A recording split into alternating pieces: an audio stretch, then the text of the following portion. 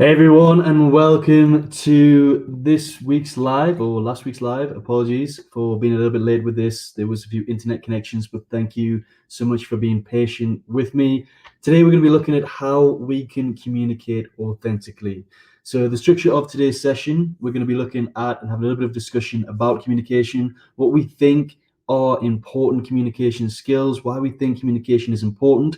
We're going to look at what makes a conversation or conflict, the three aspects of a conversation. And then we're going to do a little bit of an exercise where you're going to start to think about a conversation or a conflict that didn't go so well. We're going to do a reflective exercise on that and look at how and what could we do differently next time. And then I'm going to share 8 tips with you that you can take away, an 8-step process on how you can begin to communicate more authentically. So I'm going to put the first question here. The first question I have, for those of you who are tuned in, if you're watching the replay, please share your thoughts with you too. So I'm just going to put this in the comments box. So what do you think makes good communication skills? What do you think makes good communication skills? Hey, Paula, it's wonderful to see you here. Thank you so much for tuning in. Hey, Vijaya, thank you. Thank you so much for tuning in. It's great to see you here. I'm looking forward to going through this with you all today. So I've just briefly mentioned the structure. So the structure is we're going to look and talk a bit about communication, conversation, conflict, what makes a conversation or a conflict, the 3 aspects of it. And then we're going to do an exercise, a reflective exercise on a conversation that you've had recently or as far back as you can remember. It might have been yesterday, it might have been a couple of months ago, where you've had that conversation and it didn't go so well. It was uncomfortable, there was conflict, people came away feeling a bit negative from that conversation. And then we're going to look at some questions on how to reflect on that. So we're going to go through that exercise. And then we're going to go on to an 8-step process that we can use before we enter any conversation or try to resolve any conflict. I just want to say I've pulled a few concepts from the book Conscious Business from Fred Kaufman. So he goes into this in depth. He really works with businesses to improve their culture and improve conflicts in a business sense. What I've done is I've pulled parts of this and looked at how we can start to use this along with other knowledge and a bit of my own experience on how we can use this to start to communicate more authentically in our personal lives. So I just wanted to mention that up front. If you're interested in the business side of things, culture of business, and how you can resolve conflict and communicate more effectively, it also talks about ontological humility and all different types of communication and organization in a business, then it's Conscious Business by Fred Kaufman. So Paula says, knowing what you want to say clearly. That's 100% important, Paula, and that's something we talk about when we look at that 8-step process on how we can resolve conflict authentically. Paula says being open to hear whatever comes your way. 100%, another really good point. We've got to be open to hear whatever comes our way. Vijay says an open mind, expectations, listening, words, tone, body language. All great things, all great skills for communication. This is fantastic. Any more communication skills that you want to put in there? So one of the things we need to think about is when we approach people or whenever we want to give feedback or whenever we approach a conflict or have a conversation, we can go to one end of 2 extremes. We cannot say what we want clearly out of politeness, out of a fear of that we're going to hurt that other person's feelings. And when we're going too extreme, the conversation doesn't become constructive. On the other end, we can be brutally honest. We can be too honest, too harsh with that person, which again is going to cause negative impact on the relationship. It's not going to create a constructive conversation. So we need to look and find the balance between the two. How do we find the balance whenever we share our thoughts, whenever we have a conversation with that other person? How do we find that balance between being polite, kind, and approachable, but also being honest in the way and what it is that we're presenting or that we're conversing with that person? Paul has also said knowing when to say something and when not to. Again, that's interesting too. That will help find that balance. Sometimes we say things when we shouldn't, and sometimes we hold things back when we should express them. Paul Adams says, feeling the vibe. 100%, you've got to feel that vibe. Vijaya says, mindset with which we approach the conversation, interpretation, not reacting, but maintaining silence till we gather our thoughts. This is really great. Some really good stuff coming through, which will follow into that 8-step process on how we approach a conflict or a conversation. The other thing we need to be mindful of when we think about conversation and we start to think about communication is that we always know what we're coming from. We always know our intentions, which are invisible to the other person. So we know what we intend, but how we express it might not come across or might not be received how we intend it to be received from the other person, because all the other person can see is our actions. So our actions are visible to that other person, but our intentions are invisible. So we need to keep that in mind when communicating too. So they might not always understand our intentions. We all have different ways of communicating, and we all have different ways of receiving things too. And when we talk about communication here, I'm talking about a face-to-face conversation. Never resolve a conflict over text. Never resolve a conflict over message. Messenger, WhatsApp, whatever. Never, ever have those difficult conversations over text, because that will seriously damage your relationship. So this is never going to work over text. This is finding the courage, stepping forward, and being able to have that authentic communication and that conversation with that other person face to face. So everything we're going to cover today is about face to face. Paula says, I think being truly open and transparent is very important. It is very important, but we need to be careful with that as too, because that can really damage that relationship. When we're open and transparent, we need to ensure that it's constructive. So I fall into this trap. Sometimes in my past, I have been brutally honest with people. I've just said what I think, and that's negatively impacted that relationship. It's left them feeling negative. It's left me feeling negative. So before we jump and be so open and transparent, it's very, very important to be open and transparent. We need to consider and think, going back to what you said earlier, Paula, which was fantastic as well, is knowing what you really want to say and thinking and considering how you're going to say it. A lot of us can forget the how we're going to put this across, which is the really important part when it comes to communication. We always focus on the what I need to say, what I want to say, and we can sometimes forget on the way we put that across. And I'm guilty of that as well. Still today, there's been some conversations that I've had recently that could have gone a lot better because I've jumped to the what and being honest than sitting back and thinking and not kind of reacting. As Vijaya mentioned earlier on, she said here, it's not reacting but maintaining silence to gather our thoughts. It's so important that we don't react and we come from a place of peace. When we peaceful, being in that state of peace, when we work on ourselves, when we're calm, collective, we can have more constructive conversations. It's very important. I'm not going to cover that today. We're not going to go into mindfulness. We're going to be more practical with the exercise that we go through. But it is a fact that when we're more calm in our lives, when we're not stressed, we haven't got a lot going on, when we keep our energy at a good level, that is when we can avoid reacting and we can come from a place of responding. So it's very important, again, when we talk about communication, that we respond and we don't react. So let's have a look what else is coming through. So Vijaya says, understanding their situation and context of the conversation, 100%. And this goes back to what we learned in the 7 Habits of Highly Effective People, which is another point to note when we think about communication, especially when we're looking at authentic communication, is first seek to understand before being understood. So this is Stephen Covey from 7 Habits of Highly Effective People. First seek to understand before being understood. So Vijaya is saying approaching the context with a solution-oriented mindset after understanding the entire context. 100%, we need to have that solution-oriented mindset that I want to fix this. We can't come in with a stubborn attitude. We can't come in with a bias. This is the relationship to me is important with this person. We need to fix this. And we need to do this by everything you guys are sharing there. Some really great stuff coming through. Thank you, Vijaya and Paula, for this really great wisdom and your personal experiences that are coming in here. It's absolutely fantastic. So Vijaya says, seek permission and understand the relationship boundaries. 100%. It's very important to seek that permission, and it's also important to understand what those boundaries in that relationship are and communicating those boundaries as well. It's very important that we express those boundaries again in a constructive way.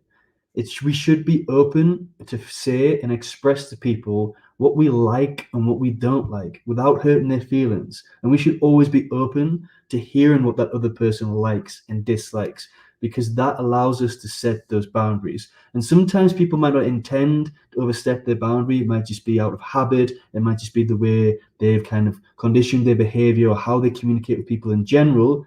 And they might just overstep that boundary. But you need to not take it if someone shuts you down. You need to be one, you need to have the confidence to tell somebody, look, you've overstepped that boundary. That wasn't good for me. And two, if you overstep someone's boundary accidentally without the intention to, then you need to be able to take that and respect the new boundary that's been set in place.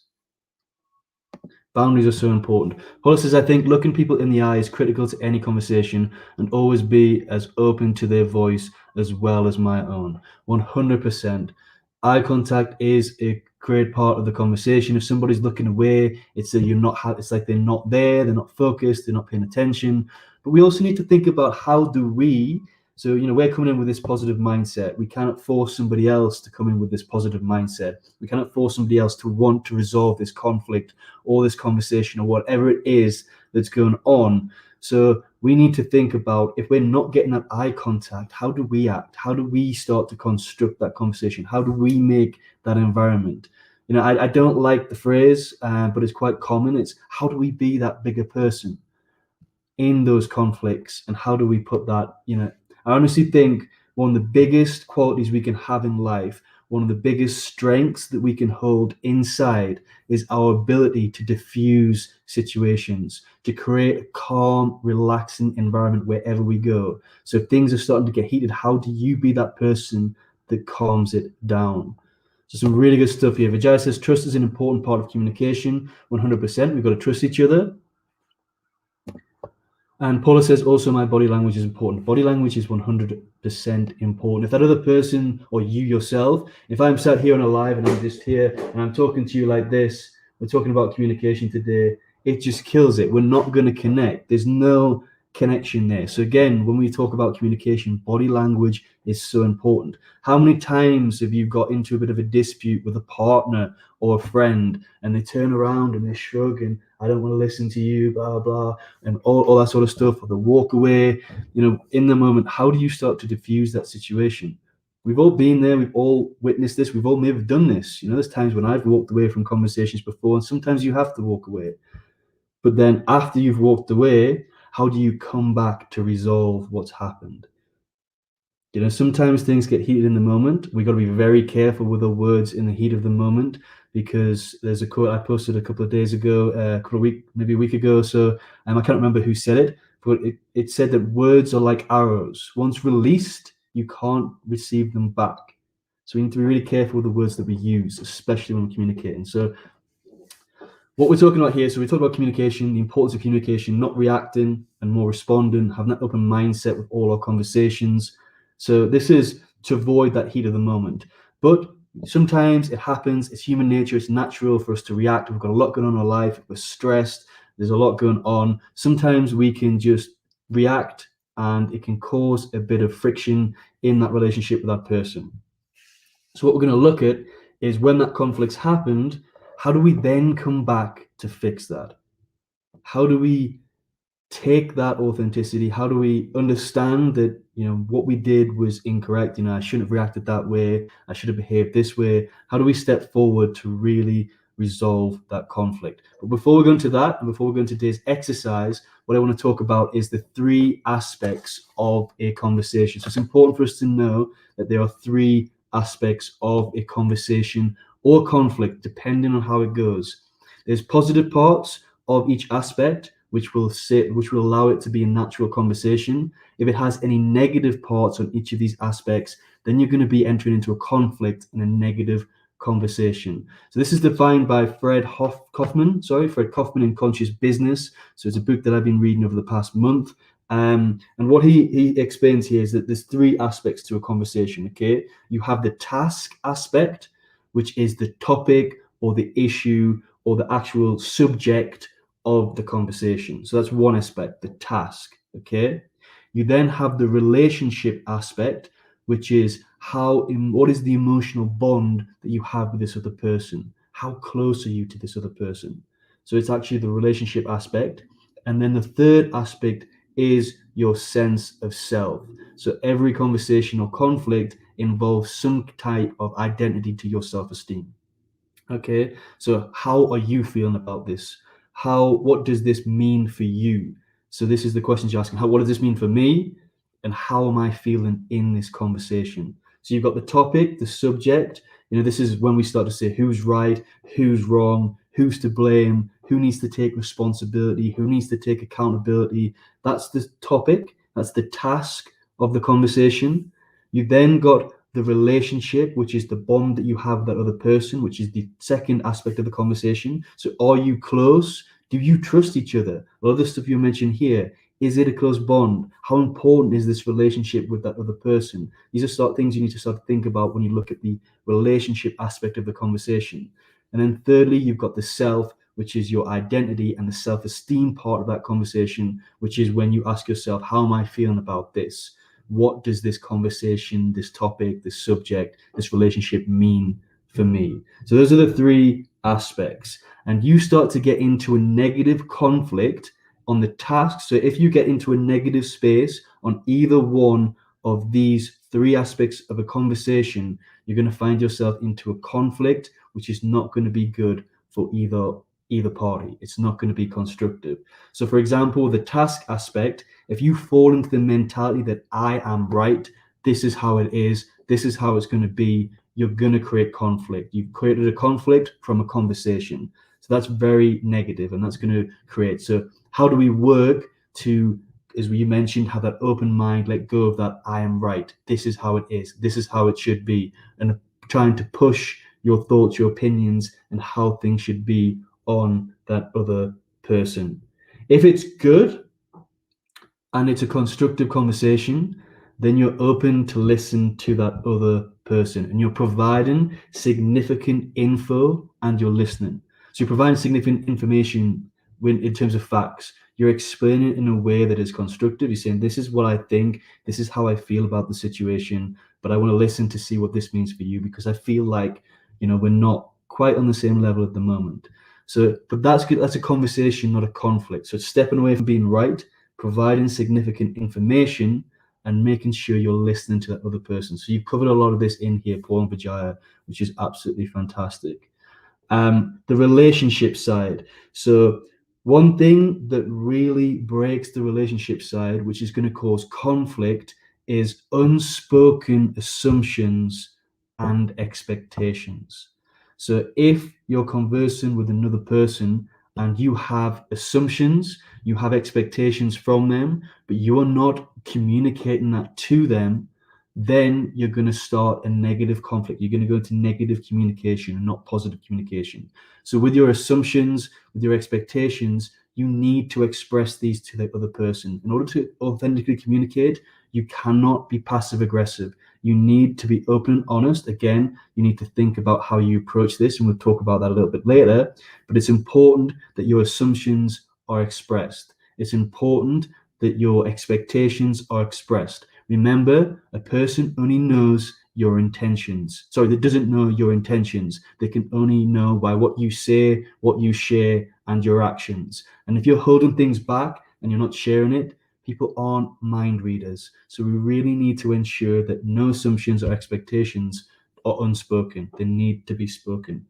If it's a positive communication, if it's authentic and we're stepping into the positive side of communication, then it's more about cooperating and coming from a place of trying to understand the other person's feelings. So this is in a relationship aspect. So unspoken assumptions and expectations is negative communication. Cooperation and trying to understand the other person's feelings is positive and authentic communication. It's coming from a place of compassion. So this is how I feel. We'll go into the self in a second, which is the third aspect. But this, in terms of the relationship, is how does that other person feel? Where are they coming from? Trying to think, is there any unspoken assumptions or expectations coming from them? How do I ask the questions to get those unspoken assumptions and expectations from their mind, so we can start to fix this and build on this relationship and communication. Finally, the third aspect of self, it's going to be negative if we are feeling embarrassed or threatened. If we feel like the conversation or the conflict is going to cause some kind of damage to our self-esteem, we're going to get into defense mode, and we're going to move from a place of positive, authentic communication to a place of negative communication where we're going to cause really bad conflict. So any feelings that we have, so we need to start to feel and start to understand where this is coming from. So when we have conversations, we never feel like there's a threat or a damage to our self-esteem, because as soon as we feel that, we get defensive and we start to go into that negative side of communication, and we're not communicating authentically. And the positive side, authentic communication, and this comes from work on ourselves and understanding our values, our beliefs. But if we want to have a positive and a constructive conversation that is authentic, then we must always come from a place of our values and what we believe in. We must never hold that back. Anything that's not aligned with our values, we need to express that. And anything that's aligned with our values, we need to express that too. But we always need to come from a stance in line with our values in terms of protecting our self-esteem, who we are and what we stand for.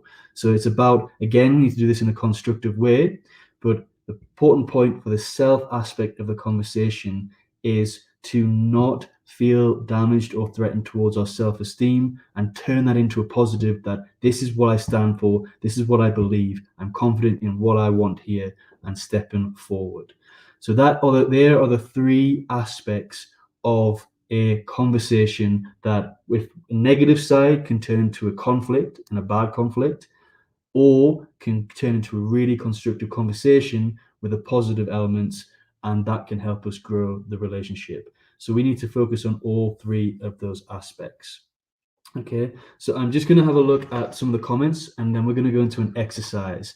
So whilst I'm reading some of the comments and sharing it into the group, I see Paula, you've shared a lot, which is fantastic. So I'm going to share some of Paula's wisdom into here. But while you are, I want you to think about a recent conversation that you had that was uncomfortable, that didn't go so well, that you wish could have went a little bit better. So start to think about a conversation recently, whether it's with a partner, a friend, a work colleague, somebody who you had a conflict with recently.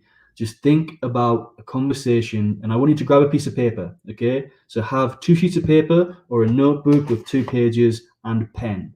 So I'm going to give you some time as I share the comments in to grab a pen and a piece of paper so you can work through this exercise. But think about that conversation you've had recently that didn't go so well, that you wish could have went a little better.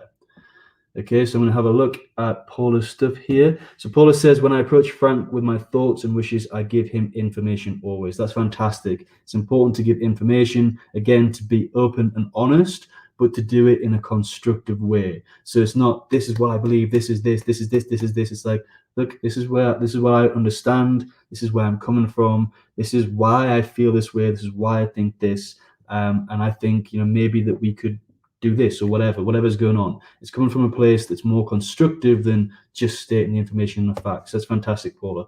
I can't control what he does with it, but I will look at it as always given more information from me, not to judge him.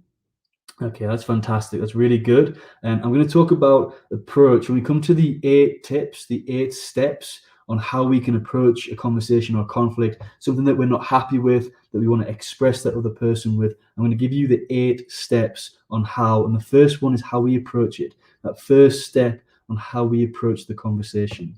So Paula says, I need to listen with as much passion as I'm telling. 100%. Listening is so important. Audrey, that's cute. That's amazing that Audrey is with you there, and it's fantastic. I hope you're having a great time with her, and you're creating some really good memories. Paula says, reminding myself what I want to get across. 100%. Need to do that. Paul Adams says, and not reacting to any negative messages. Some really good stuff there. Thank you, Paula. Vijay says, thank you for sharing. I need to reflect on these insights. Yeah, and it takes some time. When I was reading this, it was a really powerful tool for me to sit back and look at those 3 aspects and look at when the conversation, if one of those aspects turn negative, how that turns it into a conflict, But if we keep it positive, it moves it into a constructive conversation, and we can build relationships from there. So again, if you're just tuning in, the three aspects are task, which is the topic or the subject. That's all about I'm right, who's wrong, who's to blame, what's actually going on, what's the issue, the whole context of the conversation. You then got the second aspect, which is the relationship, which is how close are you to this other person? How much do you trust this other person? How strong is that emotional bond? And the third one is your identity and your self-esteem, which is the third aspect. So that is, how are you feeling about this situation? And what does the situation mean for you? It's bringing that sense of I and what you're trying to gain from the conversation. So there's the three aspects. Okay, so I'm hoping you've got your piece of paper, and we're going to go through an exercise, okay? So on one blank sheet of paper, I hope you've thought of the person that you had a conversation with recently that didn't go so well. What I want you to do is write a paragraph describing the context of that conversation. So things for you to think about are, what relevant events preceded it? So what events happened before the conversation that led to that conversation? What was the problem that triggered it? What triggered that conversation? Where did the conversation take place? Who took part? Was it just you and another? Was there more than one person in that conversation? What were your thoughts and feelings at the start of that conversation? What did you imagine the other person's state of mind to be? What were you trying to achieve? And why was that important to you? So you don't need to answer all those questions, just capture a few, get them jotted down. So I'll read them again. So what relevant events preceded the conversation? What problem triggered the conversation? Where did it take place?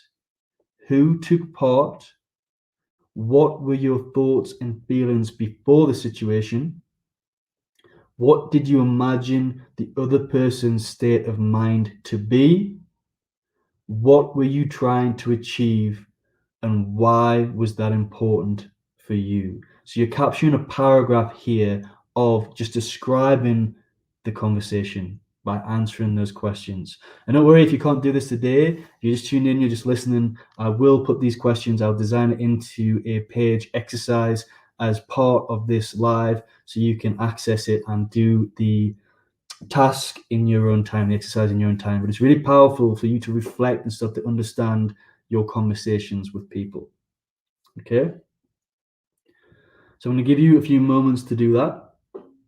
So you're writing and describing in a paragraph that conversation that you had that didn't go so well. So Paul is saying, I also know if it's difficult for me to hear, I have to remember to tell myself not to react because I have a lot of triggers that can turn my thoughts backwards instead of forwards. 100%. And it's great that you have that power to be able to do that, to remind yourself not to react. Triggers can really play a negative part and really start to turn that conversation from a conversation, a constructive conversation, to a conflict.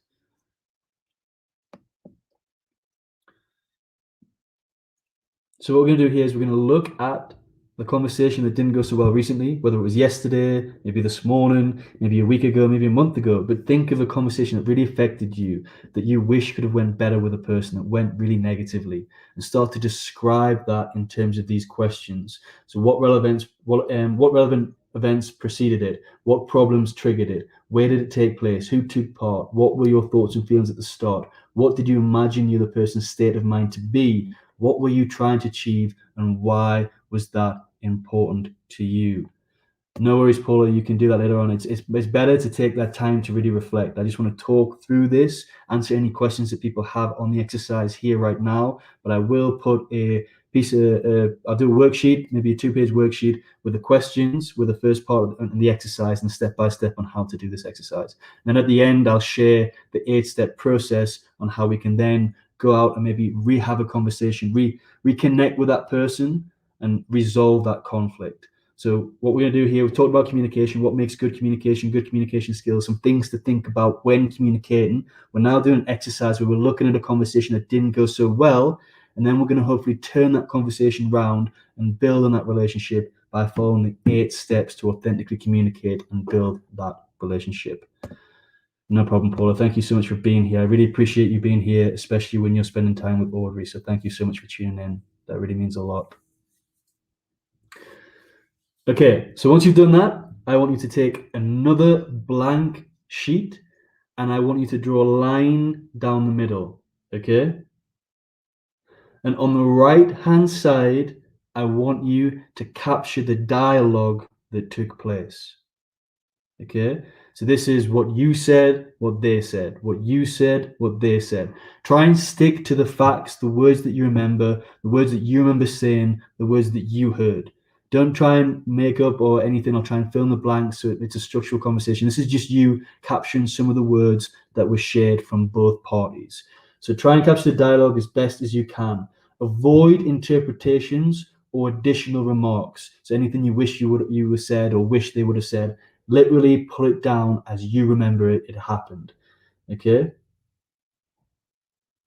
going to give you some time to do that. So we want actual words. Audrey can learn not only just by hearing what is being said, one never knows exactly. You know, she could become the best communicator in the world because she learned this at the age of, how old is she now? She must be about 8 or 9 months. She's getting so big.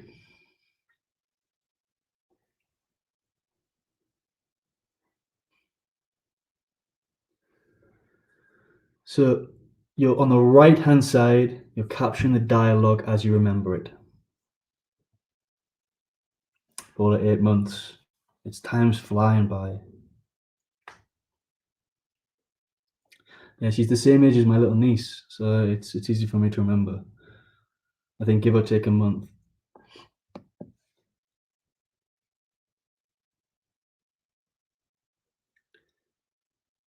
Okay, so you're capturing the dialogue, the words that were expressed.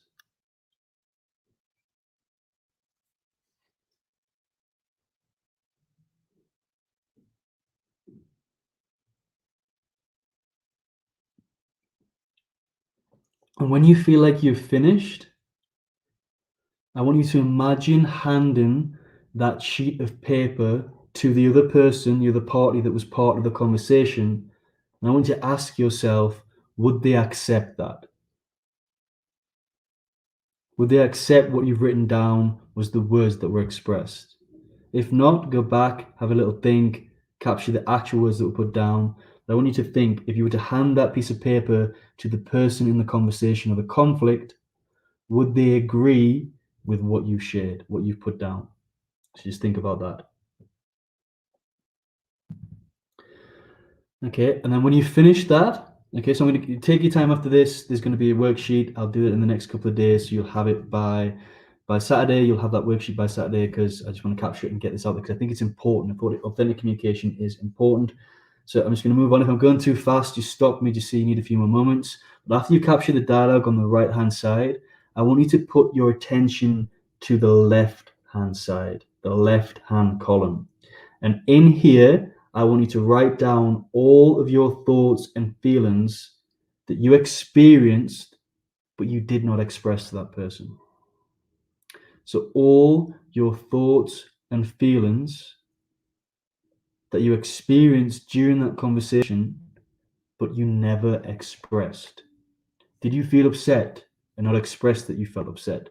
And this is not being passive aggressive upset, like the other person. It's obvious the other person, yeah, was upset, blah, blah. Did you express that? Okay. So what did you experience or think that you didn't express, you didn't share with that person? Really spend some time on this. Leave aside for now what you imagine the other person was thinking or feeling. This is all about you. This is your column, okay? This is what you experienced, what you felt, what you thought, but you didn't express. Focus on the thoughts and feelings that went through your mind as the conversation progressed. So did you feel okay at the start of the conversation? Was everything okay? And did it start to get heated and you start to get a little bit angry, upset? Did you start to think this of this person? Did you start to think that? What was it that you thought that you didn't express?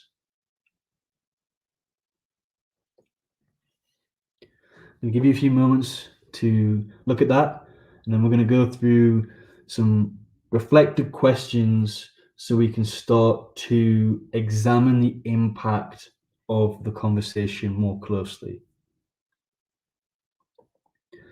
So when you're finished, what you should have is on one page a description of the conversation, the events, what led up to it, who was involved, where it took place, so a description of the conversation. Then you should have another blank piece of paper with a line through it. On the right-hand side, the dialogue as you remember it, the actual word that was said back and forth. I know we're going quick, so take your time to do this. And then on the left-hand side, I want you to put down your thoughts and feelings that you experienced that you didn't express. Paula says, this is a great lesson just in my mind, and your printout will be so helpful. Now, it will be really good just to sit down and to work through this. It can really help us start to examine how and where we're going wrong in conversations and how maybe we're communicating with other people. So when I first read this and I found I literally sat and done it, it was a really, really powerful exercise. Okay, so don't worry, this will be on a worksheet. I know I'm going a little bit quick, but I want to cover this in an hour at the max, so people have this. And people can, when you come and you do get the sheet, you can come back, you can watch this, listen to how I explain things a little bit further, and it'll be easy for you to go. You can press pause at each point, take your time to really put in the description of that event, really spend the time that you need on both of those columns. So now I want you to answer these questions, okay? And these questions again will be on the worksheet. So I want you to ask yourself, how did the conversation affect the issue under discussion? So how did the conversation affect the issue under discussion? So we're looking at the task aspect here, okay? How did the conversation affect the issue under discussion? So whatever the issue you had, how did that affect it? Did it affect it positively? Did it affect it negatively? What was the consequences of the issue? Has it made the issue worse? Have you now got more issues? So how did the conversation affect the issue under discussion? Second question, how did the conversation affect your relationship with the other person? Nice, easy question. I don't need to describe that. How did the conversation affect your relationship with the other person? Is it really bad? Did it just affect it a little bit? Are you not speaking to each other now? It's question 2. Question 3, how did the conversation affect your state of mind and well-being? So how did the conversation affect your state of mind and well-being? So has it left you feeling a bit anxious? Has it left you feeling upset, emotional, angry? Are you feeling out of context? You lost focus? Was it that bad that you've lost focus in your day-to-day life and what you're doing? Is it constantly on your mind? Is it something that's really, heavy for you? How did the conversation affect your state of mind and well-being? So read over the words in your left-hand column. Imagine that you had given voice to all. So this is the next stage, okay? So read over all the words in your left column. Imagine that you had given voice to all of those comments exactly as you wrote them. So you voiced everything you felt, you voiced everything you thought you didn't, okay? Thinking with that mindset, I want you to then answer these next questions, okay? How would sharing the material from your left column have affected the issue under discussion? So if you were to share everything in your left column, how would that have affected the issue? How do you think it would have affected the issue?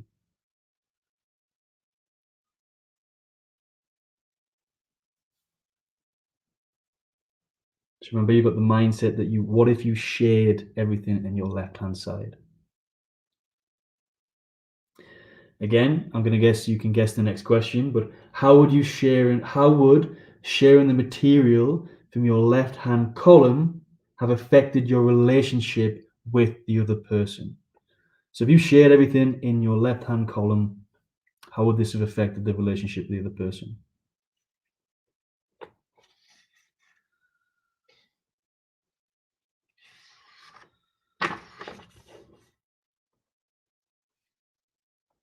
And then finally, the third question on this is how would sharing the material from the left-hand column have affected your state of mind and your well-being?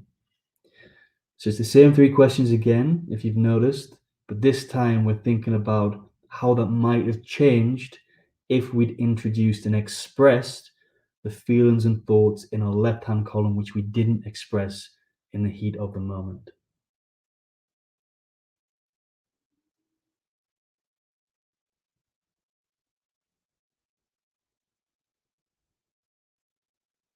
So one note here is that if you are like most people who have done this exercise, you had very good reasons for not sharing this material. So anything in your left-hand side, you probably got very good reasons for why you didn't express that thoughts and those feelings to that other person.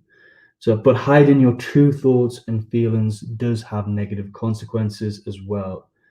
So I want you to take a moment to consider the next questions.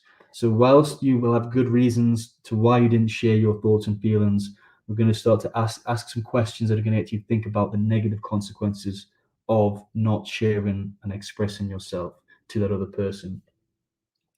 So the first question here is, how did not sharing some of your thoughts and feelings affect the issue under discussion?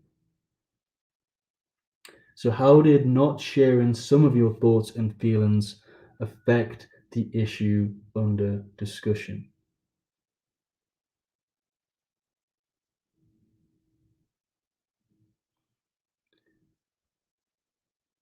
Question two, how did not sharing some of your thoughts and feelings affect your relationship with the other person? So how did not sharing some of your thoughts and feelings affect your relationship with the other person? And question three is how did not sharing some of your thoughts and feelings affect your state of mind and well-being? So how did not sharing some of your thoughts and feelings affect your state of mind and well-being?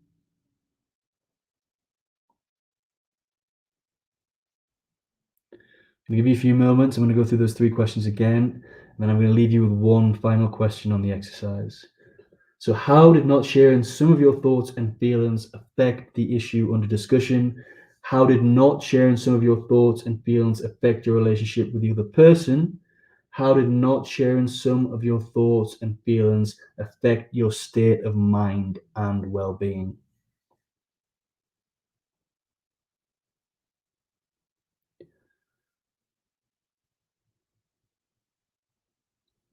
And then one final question, and this question is going to take some time to really reflect. So I just want you to note this down and then come back to it after this session. The final question is, what do you think was in the other person's left-hand column? So what do you think was in the other person's left-hand column? So what do you think they never felt? What do you think they felt and expressed that they never shared? And that one takes some time.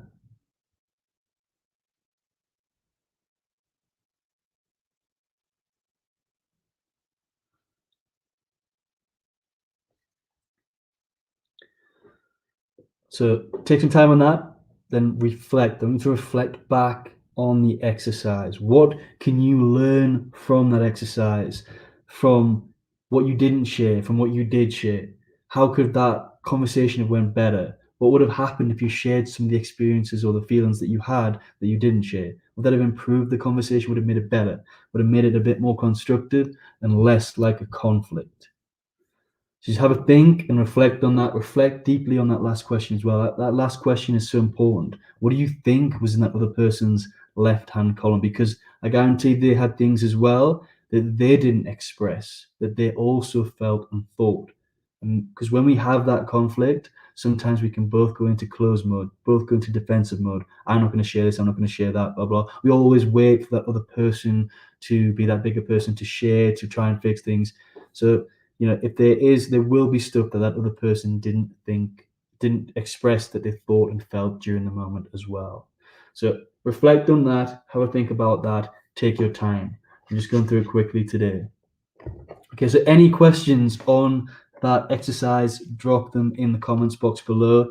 I'm just going to share what Paula's put here. So Paula says, I can't do this exercise, but I can share that my last and only negative experience since I stopped conversation with my siblings was with a childhood friend who is very sick, turned so bad, we ended it. So Paula, if you're looking, there's got to be a want to fix that relationship. So if you have a want to fix that relationship with that person, do this exercise. Think back to how that conversation went with that childhood friend, and then start to think about these next 8 steps on how you can fix this and start to really resolve that conflict. But the important thing is you need to want this as well. You got to ask yourself that question before you step into this next stage, which is the 8 steps for authentic communication.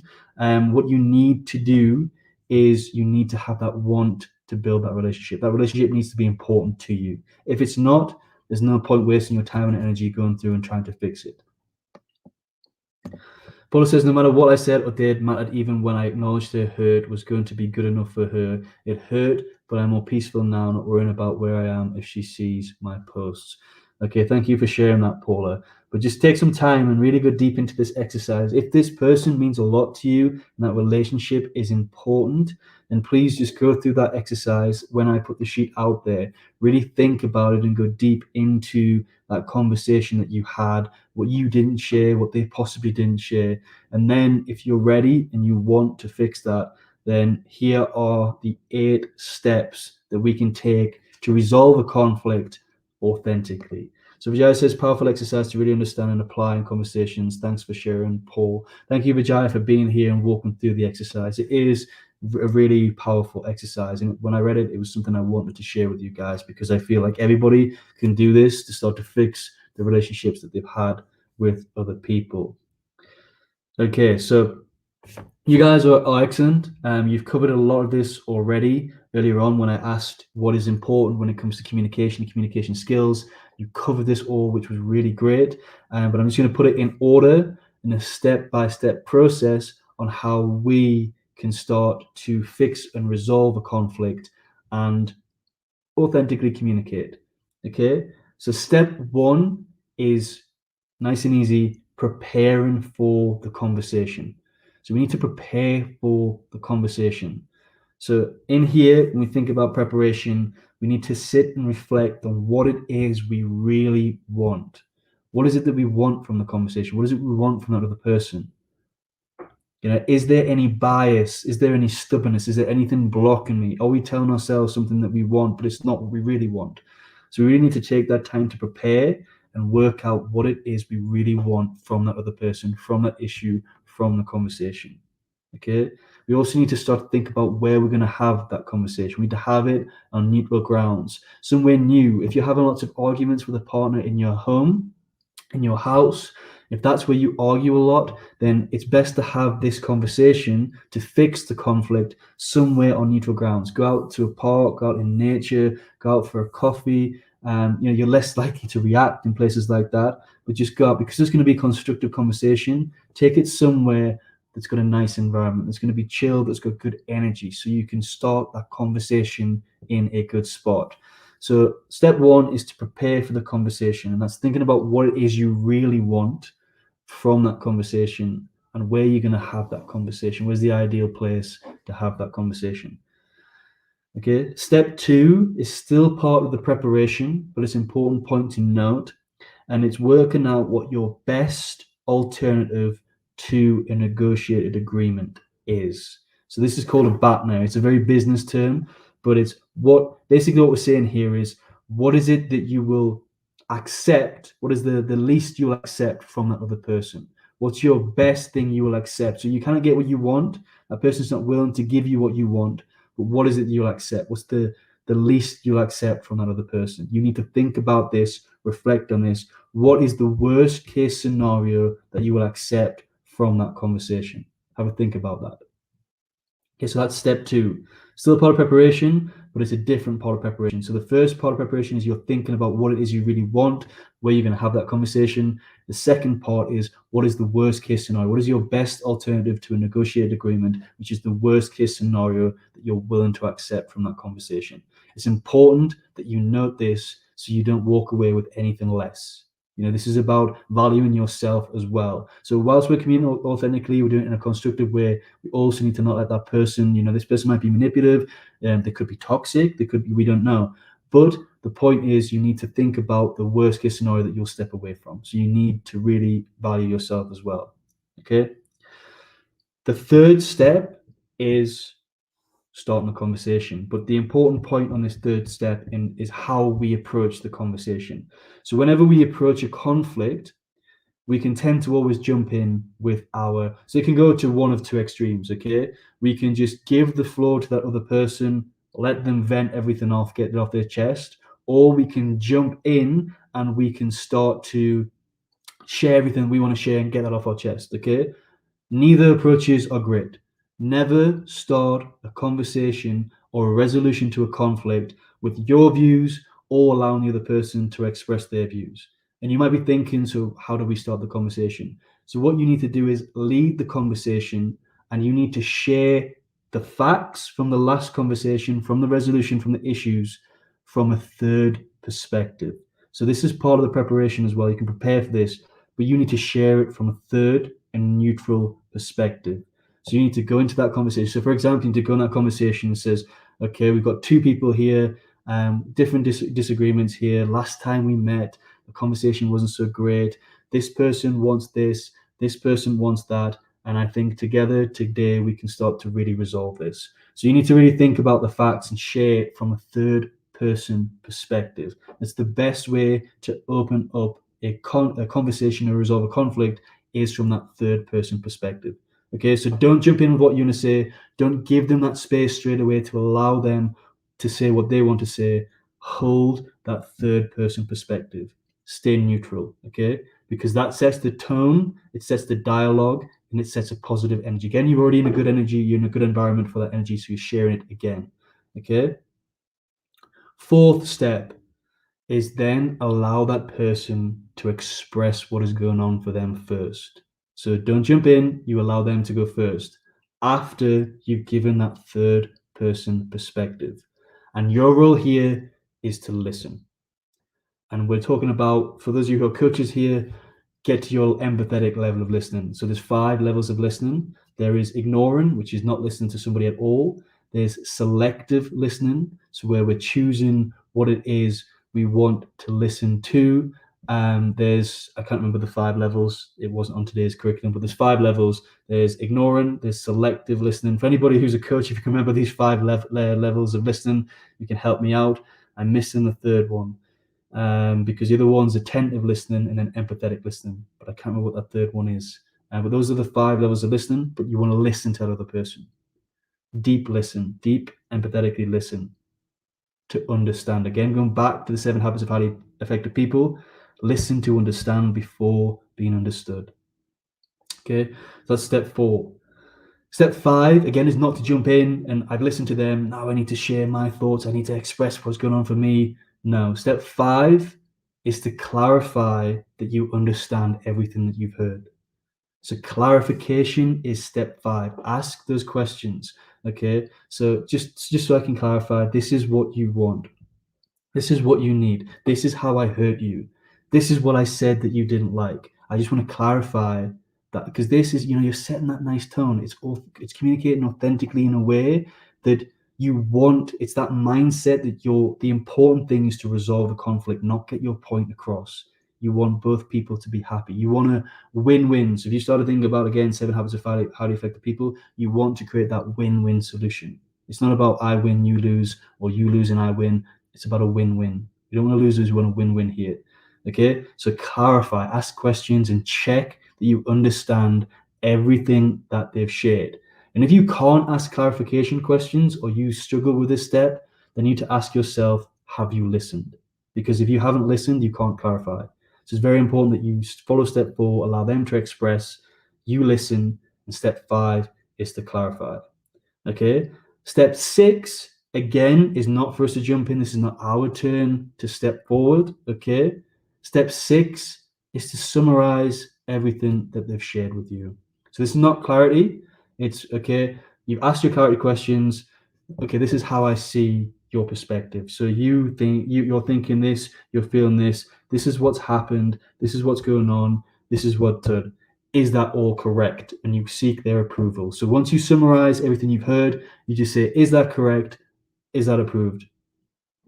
And that other person will say, yes, that's great. You understand, and they feel that understanding. If you've done this right and you've approached it right, you've listened properly, you've clarified, and you've summarized it in a good way, it's going to make them feel good. They're going to be like, yes, you understand. Yes, you've taken on board my thoughts and feelings.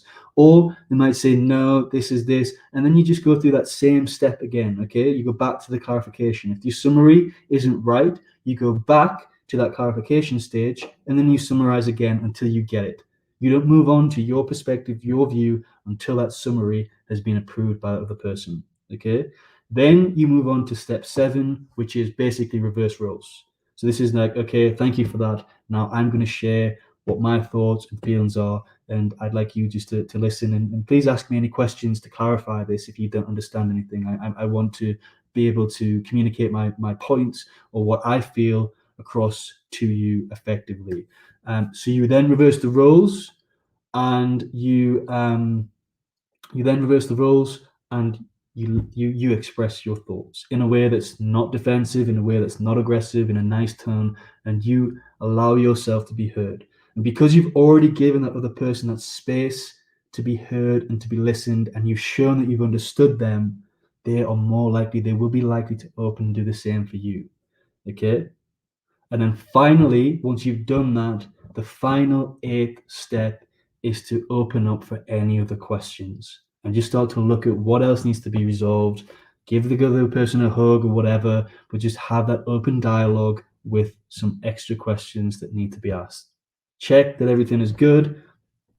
Check that you've got what you wanted from the situation. If not, have you got the best alternative to a negotiated agreement? Have you got the worst case scenario?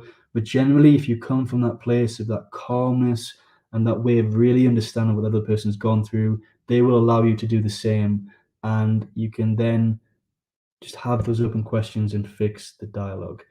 So I hope that was useful. So those are the 8 steps. So step 1, prepare for the conversation. Step 2, think about the worst case scenario that you're willing to accept. Step 3, present the situation first from a third perspective, from a third angle. 4, allow the other person to express first and deeply listen to them. Step 5, clarify and check you understand everything they've shared with. Step 6, summarize and seek approval. If you haven't understood properly, go back to clarification, go back to step 5 and back to step 6 and summarize again. 7, reverse roles, but introduce it in a way and explain, lead the conversation, make sure you're explaining. So I'm so happy that I understand your position. I just want to share my position, and I'd like you, if you don't understand, just ask me any questions so you can clarify my point of view. That will really help. Then after reversing roles, open the dialogue to any questions and just reach a resolution. And that resolution stage should be nice and easy because everyone's been heard and it's okay, this is what we're going to do going forward. And here's the questions. Hug, happy, well done. We've fixed a resolution. We fixed the conflicts. Paul Adams says, great information here. Thank you so much, Paula, for sharing that. Sebastian, it's good to see you here. Thank you for the heart. It's good to see you tuned in. Shannon, good day all. I hope you're all doing well. Shannon, it's wonderful to see you here too. So if you're tuned in now, don't worry. I'm going to put this on a worksheet, and I would recommend taking the worksheet and watching the replay and pressing pause so you can understand the questions in more detail on there, so you can then work through the exercise that you may have missed earlier on, which is looking at a conversation that didn't go so well, that you wanted to go well, and start to understand the dynamics and the impact that conversation has had on you, the relationship, and the other person in a lot more detail. And then we've gone through that 8 steps that you can take to start to fix that resolution. But remember, you've got to want it. It might have been a breakup. It might have been something that was really negative. It might have been you've cut a friend off because of some toxicity. You might not want to fix that resolution, that conflict. The relationship with that other person might not be important. So first of all, before you go through that 8 steps, is do I want this? Is it important for me to fix this with the other person? If yes, please try this. Go through those 8 steps to resolve that conflict. And if you do this, let me know. Drop me a message, drop me a private message, drop me a message on the replay of this. Let me know how it went. I want to know how these go for you. I want to know how these really, we're doing this today. I've given it a go. It worked for me. It was really valuable and really great for me. I'm not going to share anything I haven't tested myself, but I want to know your results. So please share your results. Vijaya has confirmed the 5 levels of listening. Thank you so much, Vijaya. 5 levels are ignoring. So that is when we just not listen to the other person. Pretend or cosmetic listening is when we're pretending to listen. We're not really listening. We're like, we're nodding our head, but we're thinking about what we're going to have for dinner, or we're thinking about a game that's happening later on, or we're thinking about what happened yesterday, and we're just like, You've got selective listening is where we pick up on things that are important to us, that we feel attached to, and we listen to it because it's of interest. But as soon as they start to talk about something not interesting, we're like, nah, I don't listen to that anymore. You've got then attentive and active listening, which is we're listening to everything that is being said, but we still have that urge to want to respond. And then we move into the 5th level of deep and empathetic listening, is where we listen to listen, and we don't listen to respond. We're there. We're putting ourselves in the shoes of the other person. We're listening deeply. So that 5 level is where we should be at when we're going through that stage and we're listening to that other person present their view.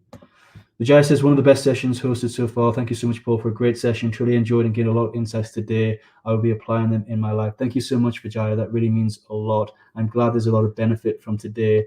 I do like these practical exercises where we can do something together. So when I go forward and I do lives more often, I'm going to do practical exercises like this, because I feel there's so much more benefit than me just sharing tips and advice and experiences. So I will do more like this going forward. Paul says, I think this would be good as a conversation with self too. 100%. Yeah. How do you use that to have 2 sides of yourself and resolve a conflict in your mind? That could be good. Paul says, excellent. Looking forward to completing this lesson. 100%. Thanks, Paul. The worksheet will help greatly to take notes later. Have a lovely rest of your day and night too, Shannon. And yep, I hope the worksheet will help. What we can do, if people are interested, so I'm just going to put this out there. I know everyone's busy. They've got a lot to do, a lot on their mind. If people want, we can do this exercise together in the next cafe workshop. So I need to pull together the cafe workshop material this week. We can go deeper into this, and I can bring in 1 or 2 extra exercises, and we can all do it together in that space of an hour. So we'll not go through the content at the beginning, but we can take that time to do it together. So I think let's do that. I'll put a vote out. I'll put something out there today. And if we're interested in this, we can do it together in a cafe workshop. Let me know your thoughts. Vijaya, Paula, Shannon, Sebastian, is this something you'd be interested in? We do it together in that hour-and-a-half workshop on. It is, and I think I am talking about communication again. I think I'm elaborating on this anyway. It is on the 25th, Sunday the 25th, I believe. So we can do it together. I'll put the worksheet out. People can work through, watch the live, but if not, we can do it together in the cafe, and then we can talk about it more. We can get into breakout rooms after we've done the exercise and really discuss in a lot of detail. And then we can maybe set some homework from the cafe workshop to go ahead, do this authentic exercise. Go and actually, after you've looked at and you've done the columns, go away, take the 8 steps, and then just feed back the results that you had with communicating with that person. Okay, I want to say thank you to everyone who's tuned in. Paula, Vijaya, Shannon, Sebastian, it's wonderful to see you here. Anybody else who's tuned in who hasn't commented, thank you for being here too. If you're watching the replay, thank you so much. Any questions, please drop them in the comments box in the community. It's easier for me to pick up and get the notifications. Sometimes I forget to come back to the YouTube video. So if you do have any comments, please put them in the community, the link under the community, the post under the link in the community. Have an amazing day, everybody, and let's catch up soon. Thank you.